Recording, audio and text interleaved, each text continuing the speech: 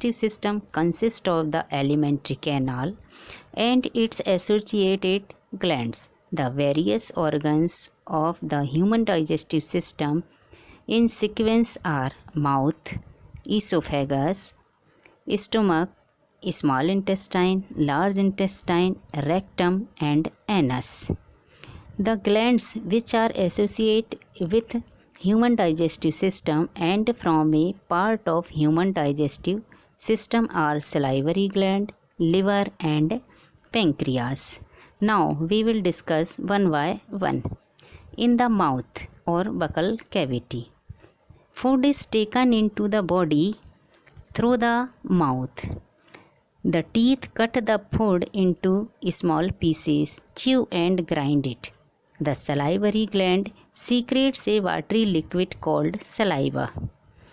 The tongue helps in mixing saliva with food. The slightly digested food is swallowed by the tongue and goes down into esophagus.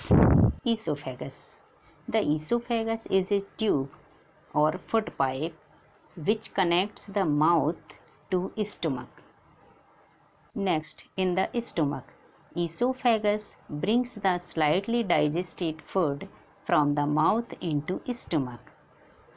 The food is further digested in the stomach. In the small intestine. The small intestine in human being is the site of complete digestion of food. The small intestine is also the main reason for the absorption of digested food. The small intestine receives secretions of digestive juice from the liver, pancreas and its own walls. The inner surface of small intestine has millions of tiny finger-like outgrowths called villi. Surface of villi absorbs the digested food materials into the blood.